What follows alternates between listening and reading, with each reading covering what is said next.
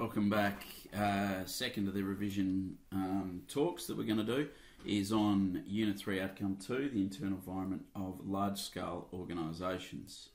So here's just an outline of the study design, and obviously being worth 40% of Unit 3, there's a bit more in it, particularly when we look at the roles of planning and that sort of thing. And just, I really want to focus on this one here, corporate culture. It just keeps coming back throughout the course, and I'll talk about that when I get there. All right, so the first dot point in red there is management structures. You need to know these three management structures, and you need to know divisional by probably product, geography, and customer. Process is probably a little difficult. You can get away without knowing that, but you need to be able to compare these structures, that is similarities and differences.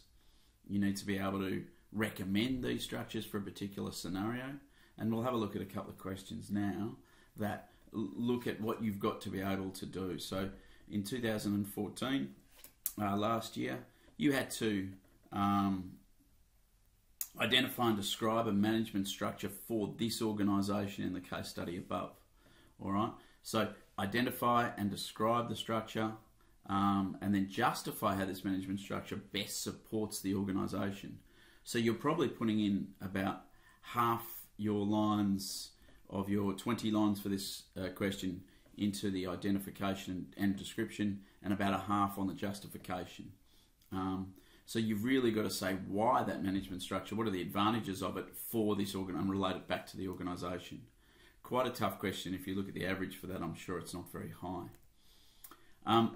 In 2012, again, discuss an appropriate management structure for Miss Glass's expanding business. In this case, you have to choose a structure and say what the advantages and disadvantages of using that structure would be for this particular company. You'd probably focus on the advantages of that particular structure more so than disadvantages. But again, quite a higher order question in terms of management structures. And if you don't know them, or you only know one of them, you're in immediate trouble with these types of questions. And an absolute doozy from 2010 is compare and contrast two potential management structures that would assist Ms. West in expanding her company.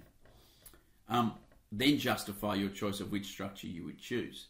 So in fact, there are 4 marks here for choosing two structures and comparing, that is, both the similarities and differences of those two structures as they would apply to her business.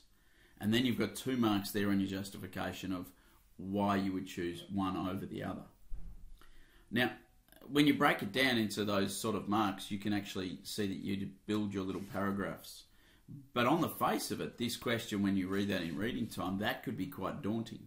So what you've got to do is break these 6 marks down into, okay, I want 2 similarities, 2 differences between the structures, applying them to the company, and then a justification of why I'm going to go with one over the other. So that's management structures. Moving on, as I said before, focusing on corporate culture and its future development. You need obviously to define corporate culture. There's plenty of past exams where you've had to define corporate culture. You need to know indicators of corporate culture. That is things like, dress code or structure, the indicators, maybe the layout of the building, things like that. So, and you also need to know strategies that improve culture. And these can come from HR. So often you've got things that improve motivation will no doubt improve culture. So there's a big link here between corporate culture and levels of motivation in the workforce. Sorry about that. So it's really important to, when you're doing the rest of the course, to know how that impacts on culture. All right. So if you've got a culture of risk-taking in your organisation, there's a lot of workplace accidents, then you'll probably have a low level of culture or poor culture, and that will lead to high staff turnover and all that sort of stuff. So you need to know that improved levels of work-life balance will improve culture and then reduce staff turnover, as an example of how corporate culture is connected to every part of the course.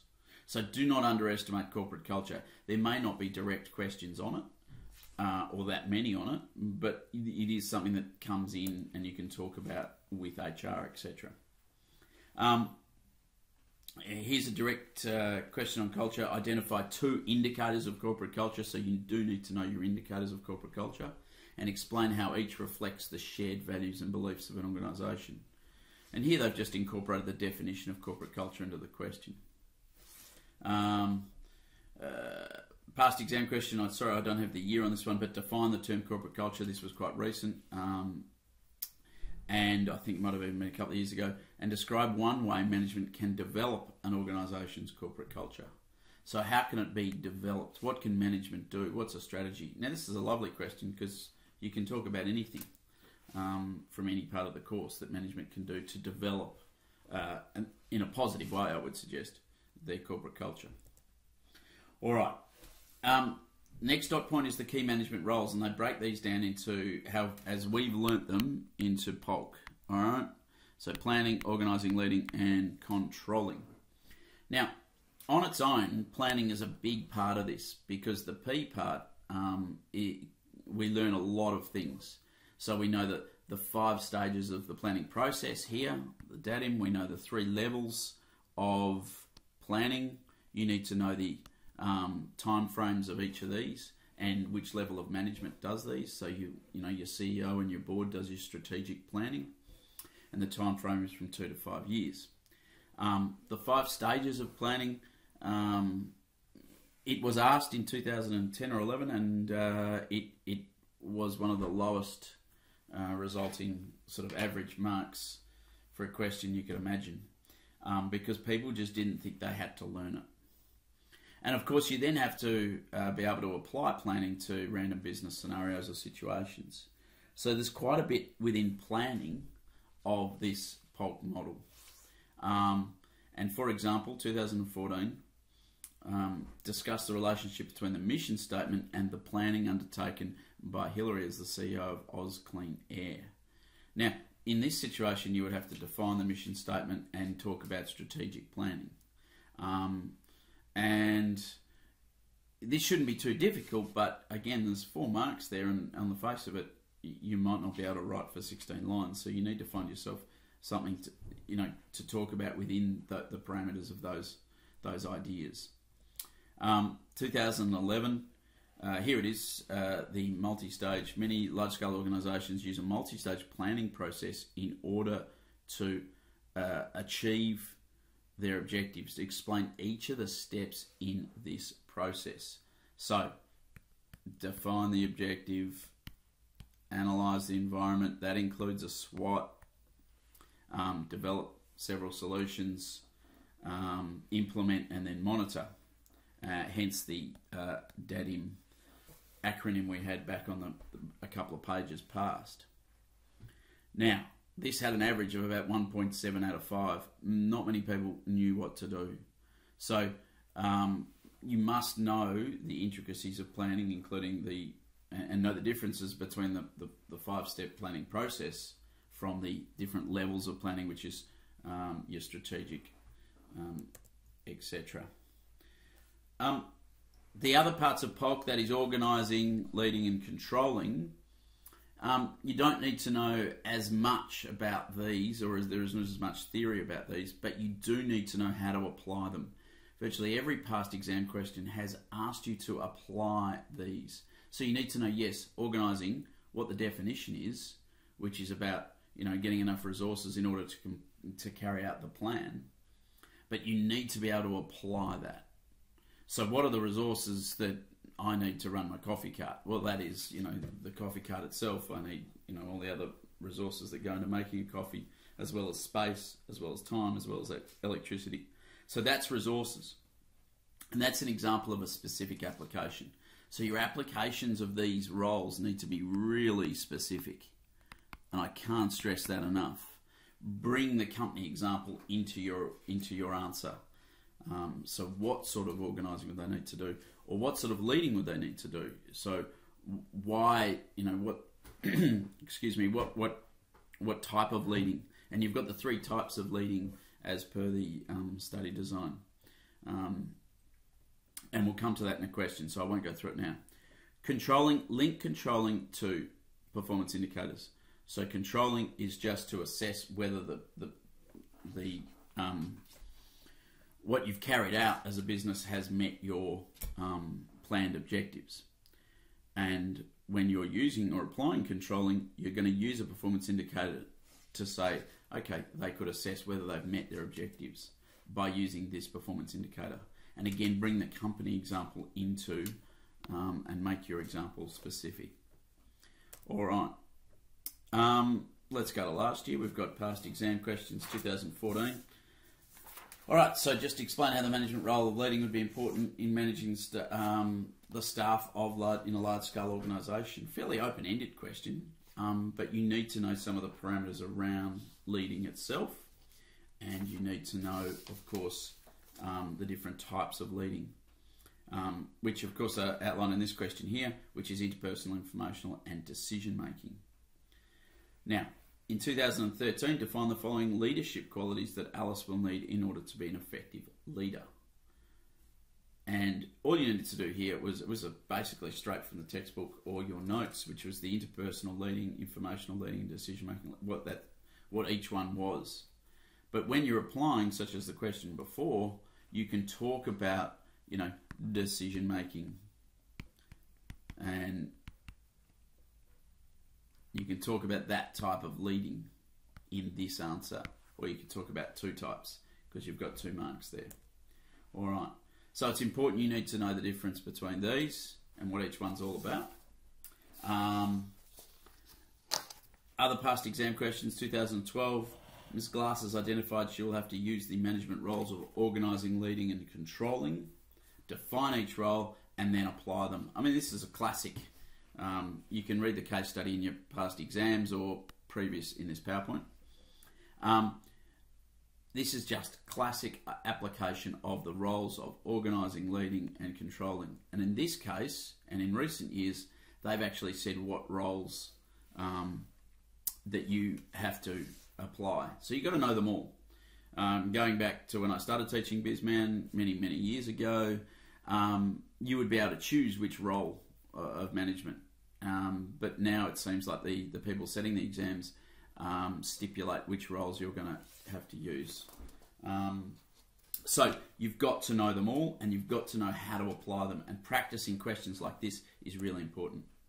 All right, that's the end of the roles of management. The need for and the process of policy development and its application. There haven't been a lot of questions around policy and procedure. So, perhaps it's overdue. Perhaps it's time for this 6-step policy to come in. Is 2015 the year? I'm not going to start making predictions on what's on the exam, but you need to know it, and you need to know how you go about applying that 6-step policy development model. The example I always use is, using the internet at work or social media. What's your social media policy at work? And you implement a policy and you just follow the steps through and you apply it to that. If you can do that and remember the policy development model, then you're in good shape. Obviously, you need to know the definitions and the difference between policies and procedures. So 2010 defined the term policy, and that was it for 2000. There haven't been a lot of questions on policies and procedures. So moving on to the next one, which is the styles of management. There has been, of course, a lot of questions on styles of management over the years, and the questions have varied. So you need to be able to explain each management style, sort of a definition and explanation, including the characteristics. Now remember that characteristics are different from advantages and disadvantages of the style. So sometimes you'll be asked, there's sometimes been a 5-mark question on it, and you had to have 2 characteristics and then explain the advantages. You might have to provide similarities and differences of different management styles, and you also need to be able to identify which management style is being used in a particular case study. And obviously the last one is to be able to recommend and justify management style. That is to say, in this situation, I believe they should use consultative or participative. Be careful here because, in the past, everyone thinks, oh, if I recommend consultative or participative, I'll be fine. But of course, a couple of years ago, they had an emergency in which an autocratic style was the one to recommend. And some people got caught out because they predicted what was going to be on the exam, which is a really good lesson in just treating every question on its merits on the day. Because in that case, the autocratic style was the best one to choose. And we might even come to that. The Shackleton case study that was previously in this PowerPoint discuss a management style that would best suit Zach in overcoming the drop in productivity he has identified.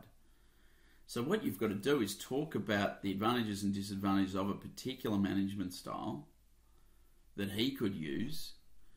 And this shouldn't be too difficult once you break it down, because if you talk about consultative, yes, there are a lot of advantages and there are a few disadvantages of it.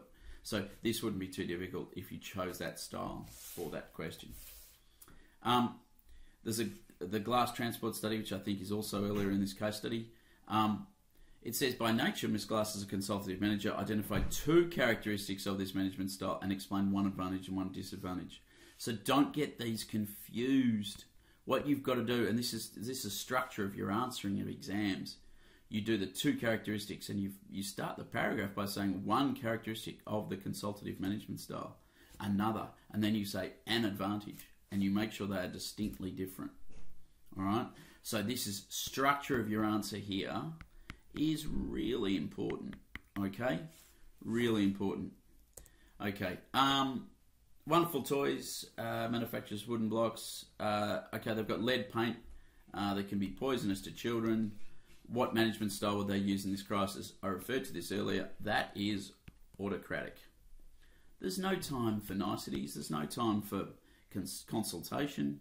You just get out there and you fix this problem. And once you explain why you've chosen this management style, so that's justifying, and then refer to 2 features of this style in your explanation. So again, you've got to have a really good knowledge of the autocratic management style to cover all the criteria in this question. And that's a whopping 5 marks, which is quite considerable. All right, management skills. Now, management skills, as opposed to management styles where we're given 5, management skills are sort of, we can choose which ones we look at. And, we've gone through in class probably up to about 10 management skills, beg your pardon. Remember that if you're going to use, problem solving or decision making, you need to go through the steps of problem solving and decision making. I think it was, it was a past exam which asked you to go through the steps of problem solving. So it actually chose a skill and said, apply the problem solving process. I'm not sure if I've got that one in, but we'll have a look. That means you do need to know problem solving. But if it's only worth 2 marks, you may not want to use problem solving, because to do it justice, you probably need to go for 15 lines rather than 8 lines. So obviously we've got our key ones, which are communication, emotional intelligence, negotiation, and I think it's really important to have that definition of each skill. You've got to be really careful about which ones you use in conjunction if you're asked to provide 2 skills. So if we look at last year's exam, we had the Shackleton case study from earlier on in this PowerPoint. Identify and explain 2 management skills that Zach could use to address this issue of customer complaints. Okay, so if you choose skills really wisely, then you're going to have an easier time at applying your answer to this issue of customer complaints. So I would have thought communication was a clear skill here which you could talk about, and I would have thought emotional intelligence might also work, but there are plenty of others that could also work. Okay, moving on to 2013, you've got a case study there of a bank dealing with their employees. To resolve the issue regarding the proposed change in opening hours and the employees' expectations of higher pay rates on weekends, the bank executives will need to apply a range of management skills. Describe 2 management skills and justify their use in this situation. Again, open slather on which skills you can choose from your list that you've learned. But the more you learn, the better off you'll be, because the different scenarios suit different skills. Okay, so this case study might suit, negotiation. Clearly they do, and possibly time management, or again emotional intelligence, as discussed. But if you know a wider variety of skills, then you will have that choice of being able to choose the best one for this scenario. So, 2 management skills, apply it, and then this is obviously an application question. All right. Here we go. Describe and justify 2 management skills other than communication that Freddie could use while establishing her business. Okay, here they've set the parameters and said, don't use communication, use some other skills in setting up your business. I mean, it's such you could apply every skill, I think, and a really good practice of your knowledge of skills would be to get 8 skills and apply them to this situation, because it's open-ended. It's a big open-ended sort of little case study that you can choose. So negotiation with new suppliers, that sort of thing. She would need, people management skills in terms of recruiting and dealing with new staff. She would need, certainly need a lot of problem-solving skills if you wanted to go down that path. Time management, when you're setting up a new business. So as a revision exercise, change that to 8 and apply 8 skills to this situation. And if you can do that successfully, correctly, and specifically, then you're well on your way to having good knowledge of skills. All right, the relationship between management styles and skills. This hasn't been assessed directly, and I think what you need to be able to have is an intricate knowledge that certain management styles require specific skills. Now, they all require communication, but there's negotiation required more so in the consultative and participative, obviously, and maybe even emotional intelligence required there as well. There's certain levels of trust, delegation skills required in laissez-faire. So, I think if you know your styles and skills, you can bring them together. We haven't really seen a direct question on this dot point in the exam.